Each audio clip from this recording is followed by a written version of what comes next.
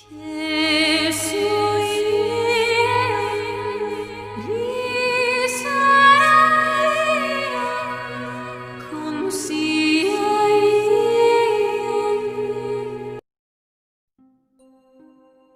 study, Shasha.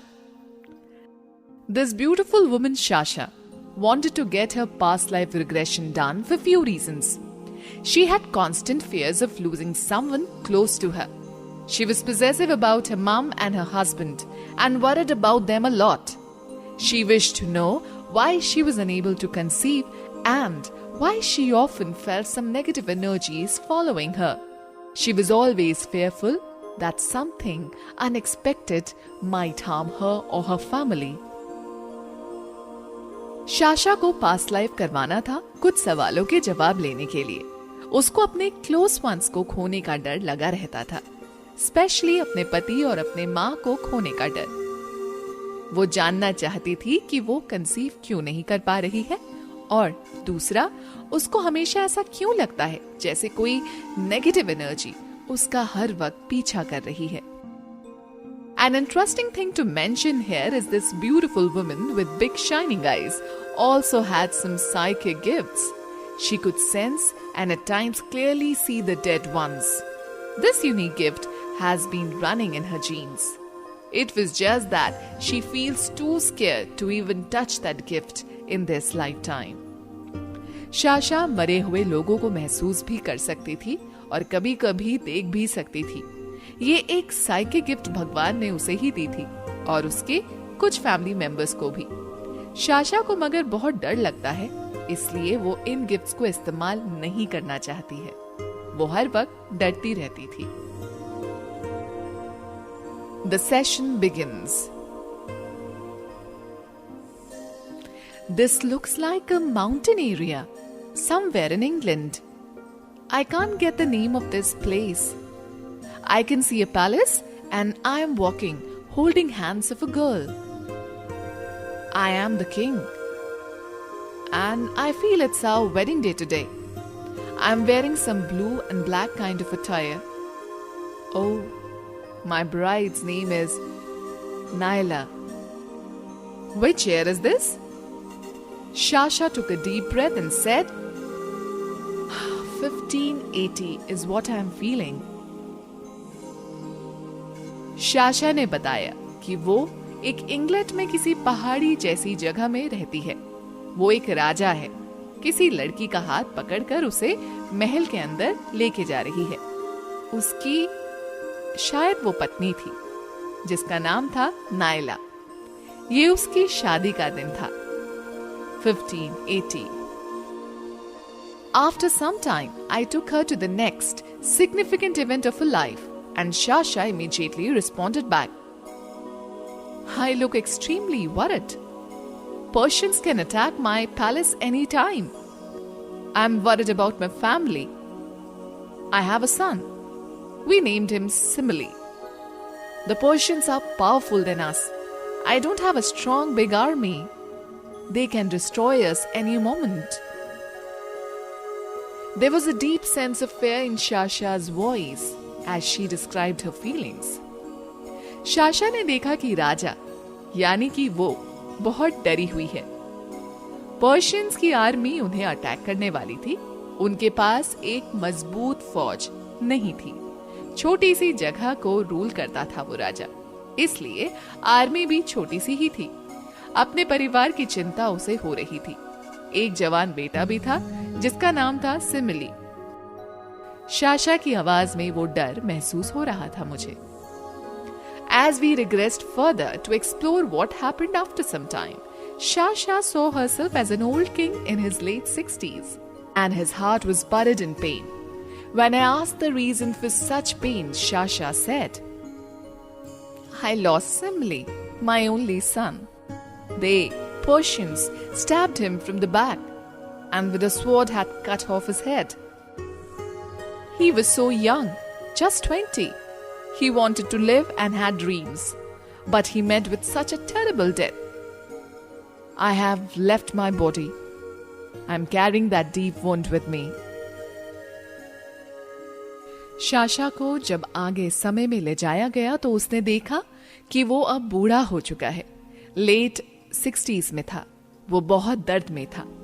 बेटे के इतने जल्दी मर जाने के गम से वो टूट चुका था। दिल में भारी पत्थर जैसा लिए उसने अपना शरीर छोड़ दिया।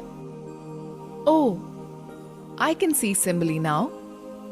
He's still stuck here. Oh, that means he didn't cross over. I reconfirmed. No, he's still there. Right now, it's been 300 to 400 years. He's still here. When I asked Shasha to encourage his son to leave the earth plane and follow the white light, she quickly said, No, he doesn't want to go. He's saying, I belong here. At times, souls doesn't want to leave the place they love the most.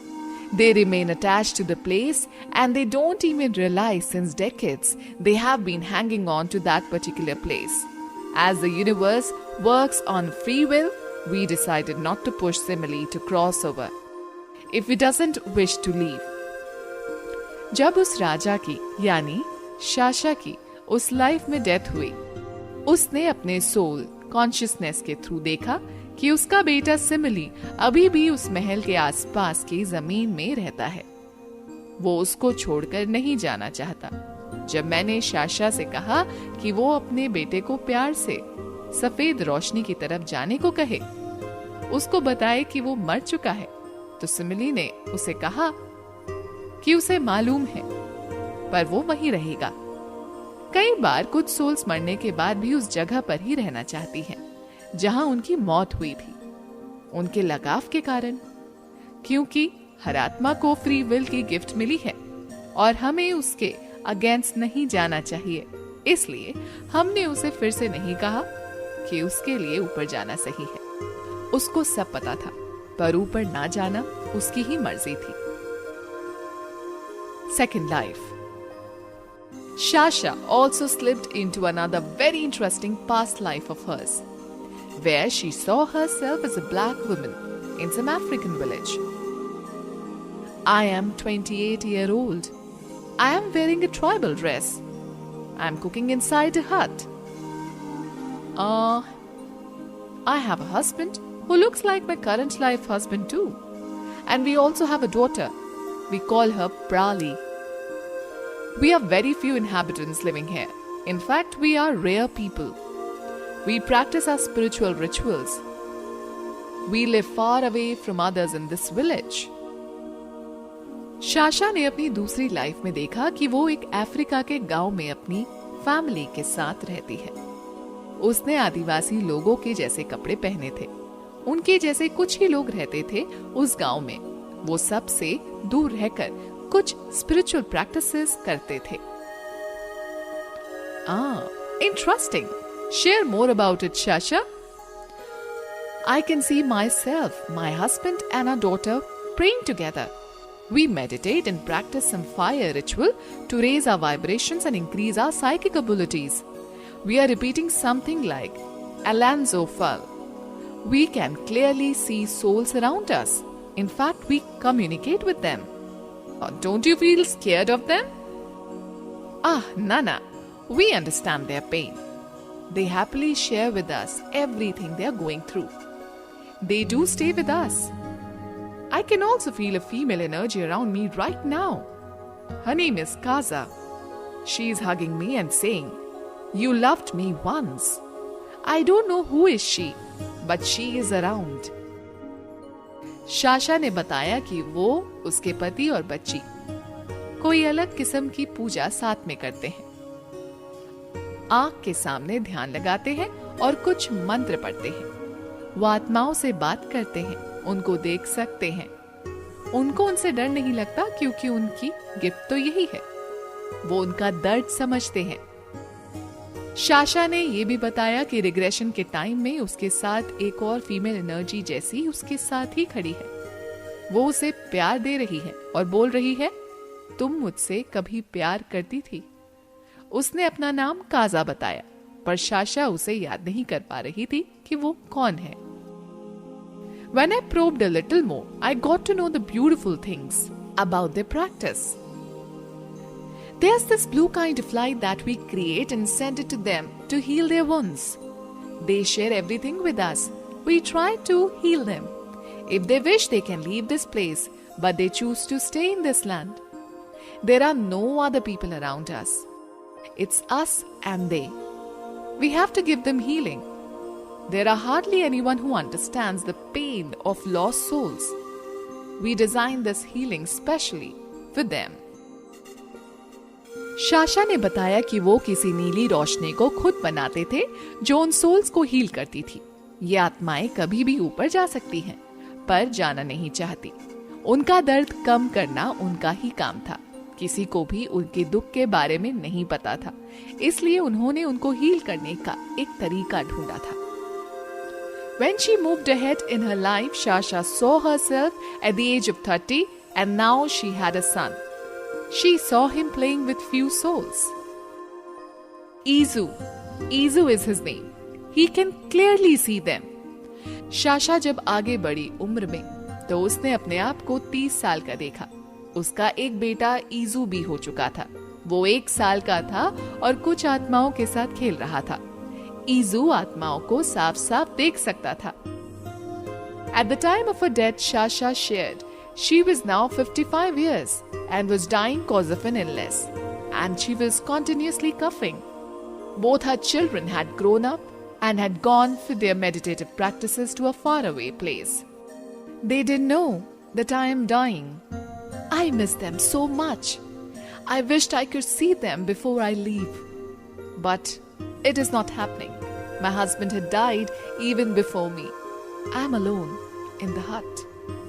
When Shasha left her physical body, she saw her children returning home after 2 days.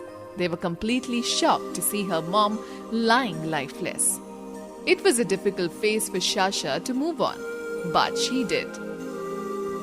In the spiritual realm, she met Archangel Michael and her father's consciousness, who had been protecting her in her journey. She received few guidances as well. Shasha की उम्र 55 साल की थी जब उसने अपना शरीर छोड़ा। वो बीमार थी। उसने बताया उसका पति भी मर चुका था और बच्चे दूर अपनी स्पिरिचुअल प्रैक्टिसेस के लिए गए हुए थे। जब वो मरी तो उसके आसपास कोई नहीं था। बच्चे जब 2 दिन बाद घर पहुंचे तो उन्होंने भी देखा कि उनकी माँ मर चुकी थी। उन्हें धक्का लगा। बच्चे और साशा दोनों ही दुखी थे। अपने पार्थिव शरीर को छोड़कर जब स्पिरिचुअल वर्ल्ड में वो गई तो उसने आर्कएंजल माइकल और अपने पापा की एनर्जी को फील किया। उनसे उसे कुछ गाइडेंसेस भी मिली। Your great grandfather had got this gift and you have received it too. You are made to heal the lost souls, he is saying. But I feel so scared of them. How can I use my gift in this life? Just remember they are attracted towards you cause of your energy and the work you used to do in your past lives. They can never hurt you. Just feel their presence, acknowledge them. I am giving you a symbol, just use it when you feel fearful. Shasha was also guided to enhance her healing abilities using crystals. तुम्हारे बड़े दादाजी को ये gift मिली थी और अब तुम्हें भी मिली है। आत्माएं तुम्हारे पास इसलिए आती हैं क्योंकि तुमने उनके लिए बहुत कुछ किया था पिछले जन्म में। वो तुमसे आकर्षित होती हैं। उनसे डरना नहीं है क्योंकि वो तुम्हें कभी नुकसान नहीं पहुंचाएंगी। डर लगे तो मैं तुम्हें एक सिंबल देता हूँ, उसे उंगलियों से बनाना, तुम सुरक्षित रहोगी। और हीलिंग में क्रिस्टल्स का इस्तेमाल कर सकती हो तुम। With this, the beautiful session was brought to a gentle closure. I love this case. Sasha के अंदर जो कांस्टेंट फेयर था ना कि वो अपने लव्ड वंस को खो देगी या कुछ ना कुछ हो सकता है उनको, मदर को, हस्बैंड को, वो फेयर उसका डीप रूटेड था and it had come from a past life. क्योंकि पहली लाइफ में जैसे आपने देखा शी लॉस्ट हर सन, जो कि बहुत बुरी तरह से मरे किसी लड़ाई में। दूसरा, अगर आप नोट करेंगे, जो दूसरी लाइफ थी उसमें भी ऐसा कुछ हुआ। वो अकेली रह गई थी, वो अपने बच्चों का इंतजार कर रही थी एंड शी डाइड। वो दर्द कि मैं अपनों से मिल नहीं पाई, या एक सेपरेशन जो उसे हमेशा फील होता रहा कि वो उनसे दूर हो जाएंगे, वही डर, वही सेपरेशन, वही वॉइड वो इस लाइफ में लेके आई है। दूसरी इंटरेस्टिंग चीज, उसको नेगेटिव एनर्जी से डर लगता है। बेसिकली नेगेटिव एनर्जी से उसका मतलब था कि उसको स्पिरिट से डर लगता है, क्योंकि she can see it, but वो अपनी गिफ्ट यूज नहीं करना चाहती, बिकॉज कहीं ना कहीं वो डर बहुत ज्यादा था कि दे माइट हार्म हर और they might harm her loved ones. अब ये गिफ्ट उसको उसके ग्रेट ग्रैंडफादर से मिली थी, जो कि कुछ कुछ बच्चों में थी और उनमें से वो एक थी।